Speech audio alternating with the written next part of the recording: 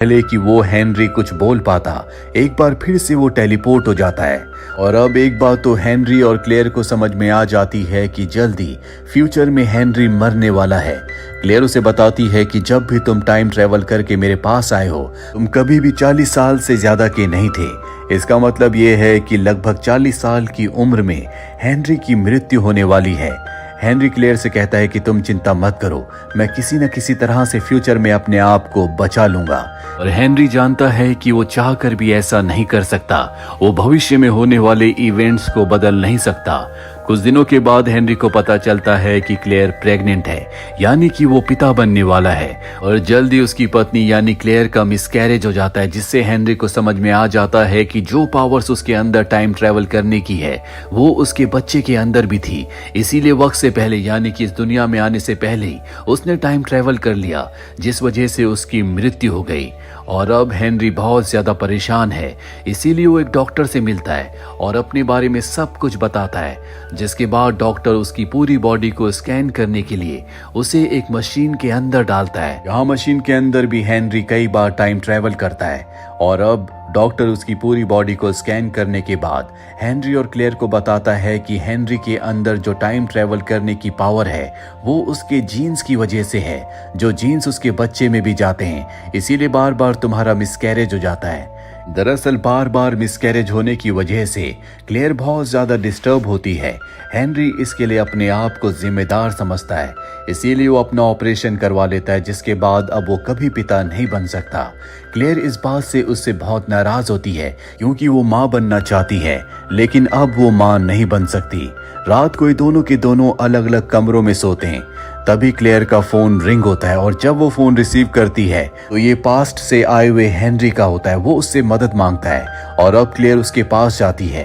Clear के दिमाग में यहाँ पर एक आइडिया आता है, क्योंकि ये वाला हेनरी पास्ट से आया है, इसीलिए वो उससे प्रेग्नेंट हो सकती है।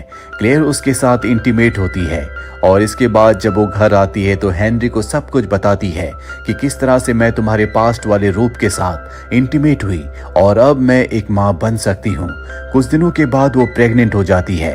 कई महीने बीतने के बाद भी क्लेयर का मिसकैरेज नहीं होता। क्लेयर बहुत ज्यादा खुश है, लेकिन हेनरी परेशान होता है, क्योंकि उसके अंदर डर होता है कि अब भी कुछ भी गड़बड़ हो सकती है। और तभी वो वॉशरूम में जाता है, जहां पर एक बार फिर से वो टेलीपोर्ट हो जाता है। जिसके बाद वो अपने आप को एक जू के अंदर पाता है। वहां से कपड़े चुराने के बाद जब वो बाहर जाता है तभी पीछे से उसे आवाज आती है, डैड। और जब वो पीछे मुड़कर देखता है तो वहां पर एक बच्ची होती है जो उसे डैड कहकर पुकार रही होती है। हेनरी समझ जाता है कि वो एक पिता बन गया, यानी कि उसके बच्चे ने सही सलामत पास्ट में जन्म ले लिया था। हेनरी अपनी बेटी को देखकर बहुत खुश होता है। वो उससे बहुत सारी बातें करता है। उसकी बेटी कहती है कि मेरे अंदर भी आप ही की तरह टाइम ट्रेवल करने की पावर है, लेकिन डॉक्टर्स की मदद से मैं इस पावर को बहुत हद तक कंट्रोल करने में कामयाब हो गई हूँ और हो सकता है कि आने वाले वक्त में मैं इसे पूरी तरह से कंट्रोल कर लूँ और कभी टाइम ट्रेवल ना करूँ। ये सुनकर वो बहुत खुश होता है कि हो सकता है कि आने वाले वक्त में उसकी बेटी उसकी तरह प्रॉब्लम्स को फेस ना करे।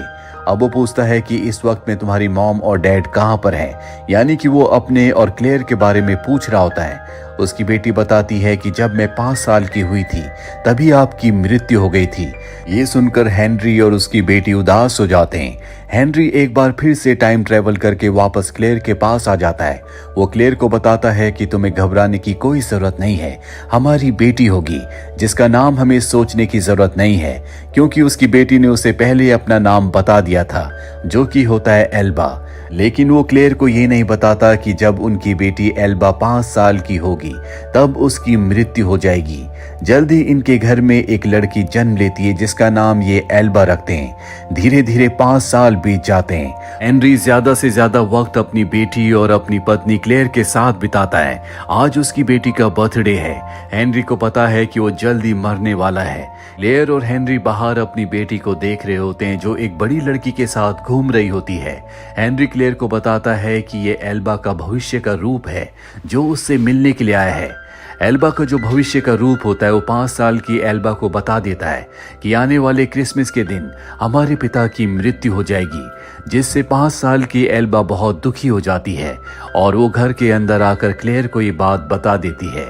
और अब क्लेयर को, हेनरी को और एल्बा को सबको पता है कि क्रिसमस के दिन हेनरी की मृत्यु हो जाएगी। और अब क्रिसमस का दिन आ जाता है। क्लेयर को पता है कि आज हेनरी की मृत्यु होने वाली है। वो हेनरी से कहती है कि मैं तुमसे बहुत प्यार करती हूँ, तुम्हारे साथ बिताया हुआ हर एक पल मैंने बहुत इंजॉय किया, मैं उन पलों को हमेशा याद रखूंगी। और तभी यहाँ से हेनरी टेलीपोर्ट हो जाता है। वो एक बर्फीले जंगल में पहुंच जाता है जहाँ पर उसके सामने एक हिरन होता है। कुछ शिकारी उसका शिकार करने के लिए गोली चलाते हैं और गलती से वो गोली हेनरी को लग जाती है, जिसके बाद वो जल्दी जल्दी टाइम ट्रेवल करना शुरू कर देता है और उस जगह भी पहुंच जाता है जहां पर वो एक बार क्लेयर, हेनरी और उसके दोनों दोस्तों को दिखा था। पर इससे पहले कि वो उन्हें कुछ बता पाता, वो एक बार फिर से टेलीपोर्ट हो गया होता है और अब वो आता है अपने प्रेजेंट में, जहां पर क्रिसमस के दिन क्लेयर के सामने हेनरी है। वो अपनी जिंदगी की आखिरी सांसें ले रहा है और क्लेयर के सामने वो दम तोड़ देता है। और अब क्लेयर और एल्बा अकेले हैं। कुछ साल बीत जाते हैं। एल्बा एक दिन अपने दोस्तों के साथ खेल रही होती है, तभी वहां पर हेनरी आता है। अपने डैड को देखकर एल्बा बहुत खुश हो जाती है और अपने दोस्तों से कहती है कि मेरी मॉम को बता दो कि मेरे डैड वापस आ गए हैं। क्लेयर को जब हेनरी के बारे में पता चलता है तो वो भागकर उसके पास आती है। वो हेनरी के गले लग जाती है और उससे पूछती है कि तुमने मुझे क्यों नहीं बताया था कि फ्यूचर में तुम अपनी बेटी से मिल चुकी हो।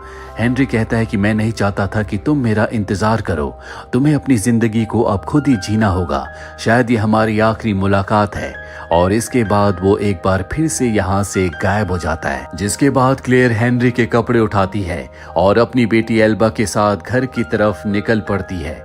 हो सकता है कि हेनरी टाइम ट्रेवल करके कई बार पास्ट से यहाँ पर फ्यूचर में अपनी बेटी और क्लेयर से मिलने के लिए आए।